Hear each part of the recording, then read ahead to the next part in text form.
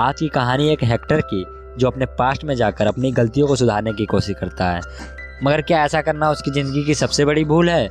यह तो हमको कहानी में आगे पता चलेगी। तो कहानी की शुरुआत में हम हेक्टर नाम के एक आदमी को देखते हैं जिसने हाल ही में एक नया घर लिया है और वह अपने सामानों को घर में शिफ्ट कर रहा था। यहाँ पर हेक्टर के साथ उसकी पत्नी क्लारा भी होती है और क्लारा के साथ हेक्टर एक अच्छी ज़िंदगी बिता रहा है। हेक्टर जब अपने नए घर में सामान को शिफ्ट कर रहा होता है तभी उसके पास एक कॉल आता है। वो उस कॉल को उठाता है और तभी उस वक्त क्लारा भी वहाँ पर आ जाती है और हड़बड़ी में हेक्टर के हाथ से फ़ोन नीचे गिर जाता है। उन दोनों को यह बात थोड़ी अजीब लगती है क्योंकि किसी के पास उनके नए घर का फ़ोन नंबर नहीं था, लेकिन वह दोनों इस बात पर ज़्यादा ध्यान नहीं देते और जल्दी इस बात को भूल भी जाते हैं।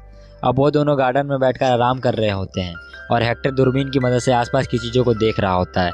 तभी उसे झाड़ियों के बीच एक लड़की दिखाई देती है जिसको देखकर वो थोड़ा हैरान होता है और जब क्लारा दूरबीन को लेकर वहाँ देखती है तो उसको कुछ भी नहीं दिखाई देता। जिसके बाद क्लारा वापस घर में चली जाती है और हेक्टर अपने दूरबीन की मदद से उस लड़की को देख रहा होता है जो कि अपने कपड़े उतार रही होती है।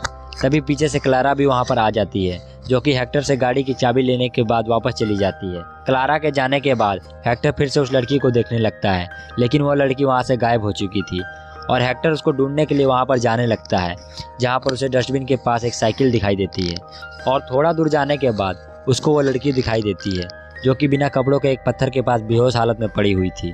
हेक्टर दूर से चिल्लाकर उस लड़की को उठाने की कोशिश करता है मगर वो लड़की कोई भी जवाब नहीं देती।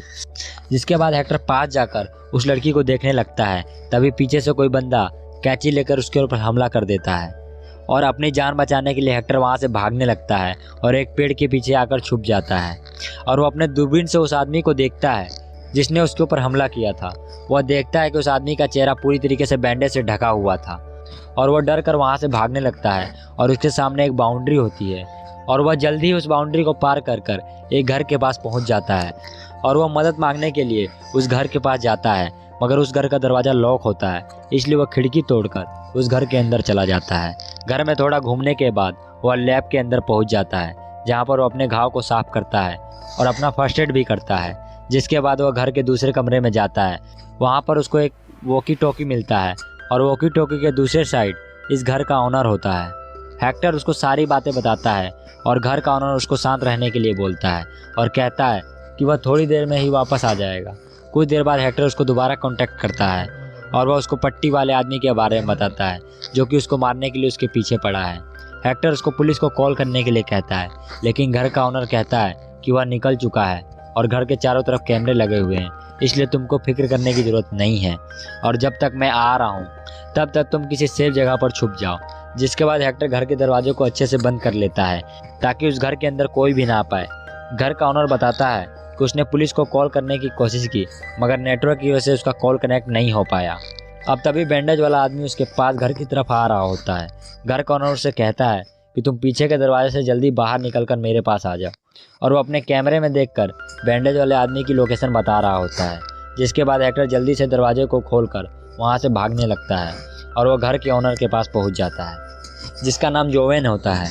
जोवेन हेक्टर को अपने लैब में ले जाता है और वो उसको कहता है कि अगर तुम उस बैंडेज वाले आदमी से बचना चाहते हो तो जल्दी से इस मशीन के अंदर चले जाओ। लेकिन हेक्टर मशीन के अंदर जाना तो नहीं चाहता था, लेकिन उसके पास कोई और ऑप्शन भी नहीं बचता क्योंकि वो बैंडेज वाला आदमी भी अब खिड़की तोड़कर अंदर आने वाला था और अपनी जान बचाने के लिए हेक्टर तुरंत उस मशीन के अंदर चला जाता है। वह मशीन पूरा पानी से भरा होता है।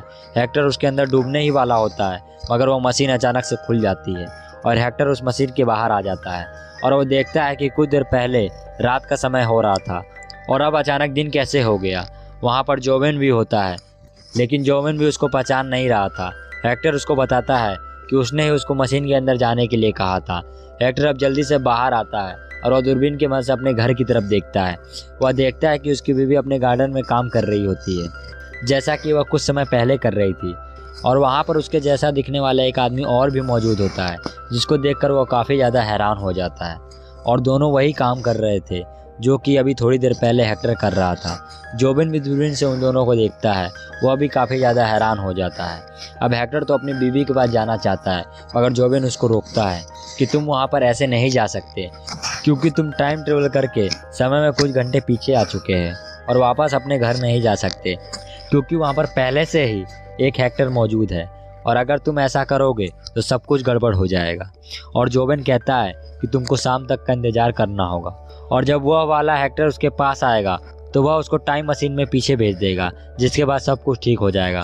मगर हेक्टर भी ऐसे हाथ पर हाथ धरे नहीं बैठ सकता क्योंकि उसको अपने वाइफ की चिंता हो रही थी, इसलिए अपने घर फ़ोन करता है ताकि वह दूसरे हेक्टर को धमका कर वहाँ से भगा सके। मगर जब दूसरा हेक्टर फ़ोन उठाता है तो वह कुछ भी नहीं बोल पाता, और यह वही समय होता है जब हेक्टर के घर के नए फ़ोन नंबर पर फ़ोन आया था। जो बात उसके लिए काफ़ी ज़्यादा अजीब थी क्योंकि उसका नया फ़ोन नंबर किसी के पास नहीं था, यानी कि उस समय वो फ़ोन किसी और ने नहीं बल्कि हेक्टर ने खुद किया था। अब जब जोवेन को यह बात पता चलती है कि उसने अपने घर पर फ़ोन लगाया तो उसको काफ़ी ज़्यादा गुस्सा आता है और वह उसको दोबारा ऐसा ना करने के लिए कहता है, जिसके बाद वह हेक्टर को अपने घर पर रुकने के लिए कहकर मशीन का सामान लेने के लिए बाहर चले जाता है। आगे की कहानी में 2 हेक्टर हैं और कन्फ्यूजन ना हो इसके लिए हम इन दोनों हेक्टर को नाम दे देते हैं, जैसे कि जो हेक्टर टाइम ट्रेवल करके आया है वह हेक्टर 1 होगा और दूसरा हेक्टर 2 होगा। अब हेक्टर 1 की बेचैनी और ज़्यादा बढ़ती जा रही थी, इसलिए वो जोवेन की कार लेकर अपने घर की तरफ जाने लगता है और रास्ते में उसको वही लड़की साइकिल चलाते हुए दिखाई देती है जिसको हेक्टर 1 ने जंगल में बिना कपड़ों को देखा था। अब वो यह सब कुछ सोच रहा था, तभी दूसरी कार उसकी कार में टक्कर मार देती है, जिसकी वजह से उसकी कार पेड़ में टकरा जाती है और उसके सर से काफ़ी ज़्यादा खून निकलने लगता है। और वो खून को रोकने के लिए वो अपने हाथ से बैंडेज निकालकर अपने सर पर लगा लेता है, और ऐसा करने के बाद वो बिल्कुल उस बैंडेज वाले आदमी की तरह लग रहा था जिसने उसको मारा था, यानी कि वो बैंडेज वाला आदमी कोई और नहीं बल्कि हेक्टर ही था। अब तभी वहाँ पर वही लड़की आती है जिसका नाम शिखा होता है।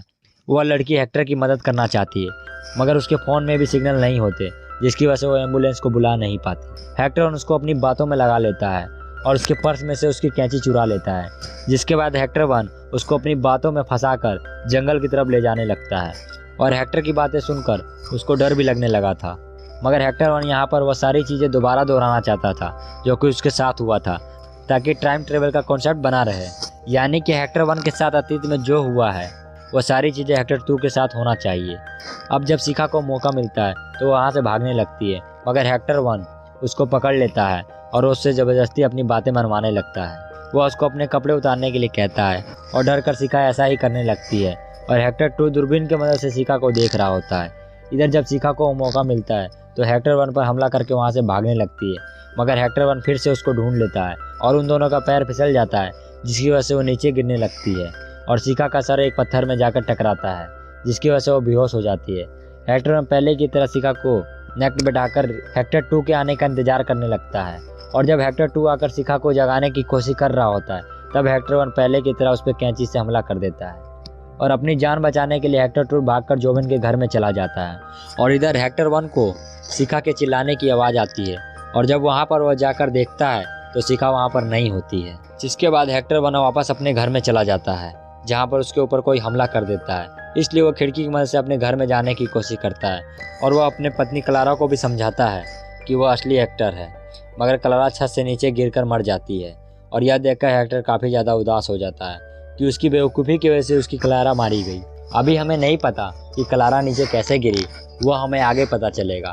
अब हॉकी टॉकी पर हेक्टर 2 और जोवेन की बातों को सुन रहा था, और यह वही बातें होती है जो कि वो कुछ समय पहले जोवेन से कर रहा था। जिसके बाद हेक्टर 2 पहुंच जाता है जोवेन के लैब, और वहां जोवेन को कहता है वह पास्ट में जाना चाहता है ताकि वह पास्ट में जाकर क्लारा को बचा सके। लेकिन जोवेन उसकी बातों को नहीं मानता क्योंकि पहले से ही 2 हेक्टर बन चुके थे, और अगर फिर से हेक्टर पास्ट में जाएगा तो और भी ज़्यादा गड़बड़ हो सकती है। मगर हेक्टर 1 उससे ज़बरदस्ती करने लगता है, लेकिन जोवेन उससे कहता है कि टाइम मशीन नहीं चलेगी क्योंकि टाइम मशीन की बैटरी ख़राब हो चुकी है। मगर हेक्टर 1 के सामने उसका झूठ पकड़ा जाता है और हेक्टर 1 उसको मारता है और अपने सिर से बैंडेज भी हटा देता है, और वह बाहर जाकर टाइम मशीन की बैटरी को ढूंढ कर लाने के लिए कहता है, और वह दोनों बाहर जाकर टाइम मशीन की बैटरी को ढूंढने लगते हैं। मगर जोवेन उसको समझा रहा होता है कि अगर वो टाइम मशीन से फिर से पास्ट में जाएगा वह हेक्टर 1 की जगह हेक्टर 3 बन जाएगा और यह सारी चीज़ें फिर से होने लगेगी। मगर हेक्टर 1 तो कुछ और ही सोच रहा था कि वह समय में पीछे जाएगा और वह हेक्टर 2 को मारकर उसकी जगह पर रह जाएगा, उसके बाद सब कुछ ठीक हो जाएगा। लेकिन उसको तो यह समझ ही नहीं आ रहा था कि चाहे हेक्टर 1 हो या हेक्टर 2 हो, ये सारे के सारे हैं तो एक ही, और अगर वह अपने अतीत को मारना चाहेगा तो वह खुद ही मर जाएगा। और तभी हेक्टर 1 का दिमाग दौड़ता है और वह जोवेन से पूछता है कि उसको कैसे पता था कि वह पास्ट में जाना चाहता है और उसने टाइम मशीन की बैटरी को बाहर क्यों फेंक, और हेक्टर 1 उस पर हमला करता है जिसके बाद जोबिन उसको बताता है कि उसके अलावा एक और हेक्टर टाइम ट्रेवल कर रहा है, यानी हेक्टर 3, जो कि उससे 30 सेकंड पहले समय में पीछे चल रहा है। यानी कि इस हेक्टर ने 1 घंटे टाइम में पीछे ट्रेवल किया है, तो हेक्टर 3 ने टाइम में 1 घंटे 30 सेकंड पीछे ट्रेवल किया है। और ये सारी चीज़ें हेक्टर 3 पहले ही देख चुका है, इसलिए उसने जोबिन को मना किया था कि वह हेक्टर 1 को दोबारा टाइम ट्रेवल ना करने दे, नहीं तो बहुत बुरा होगा। अब यहाँ पर हेक्टर 1 को टाइम मशीन की बैटरी मिल जाती और तुरंत ही तेज़ बारिश भी शुरू हो जाती है। और जोबिन को बार बार मना करने के बाद भी हेक्टर 1 टाइम ट्रेवल करता है और पास्ट में चला जाता है और फिर से एक बार वह दिन के समय में आ जाता है, लेकिन जोबिन को कुछ भी याद नहीं था। और यहाँ पर हेक्टर 1 हेक्टर 3 बन चुका है, जो कि पास्ट में हेक्टर 1 से 30 सेकंड पहले आ चुका है।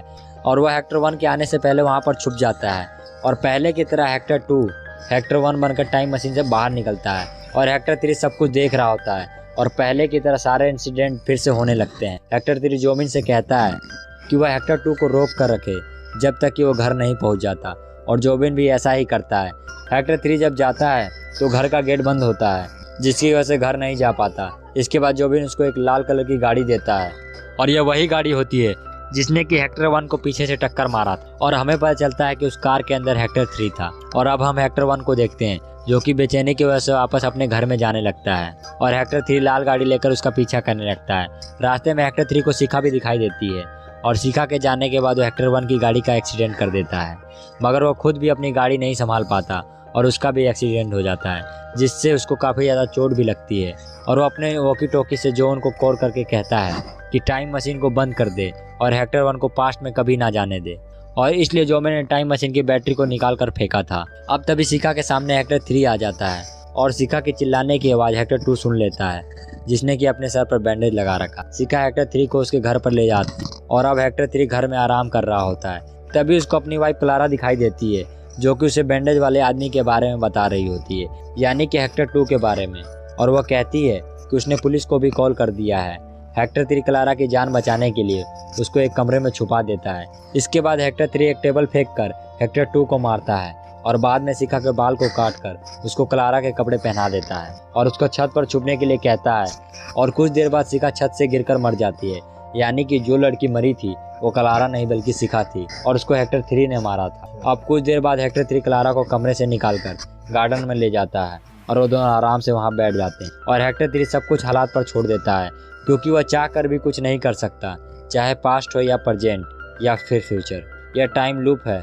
यह टाइम लूप तो इसी तरीके से चलता रहेगा, जैसे कि हेक्टर 2 की जगह हेक्टर 1 ने ले ली और बाद में हेक्टर 1 की जगह हेक्टर 3 ने ले ली। और यह एक टाइम लूप है जो कि कभी ख़त्म नहीं होने वाला। आई होप आपने लॉजिक का इस्तेमाल कर वीडियो को एंजॉय किया होगा। आई होप आपको वीडियो पसंद आई होगी। अगर वीडियो पसंद आए तो वीडियो को लाइक करें, चैनल को सब्सक्राइब करें और नीचे कमेंट करके बताएं कि आपको वीडियो कैसे लगी। धन्यवाद।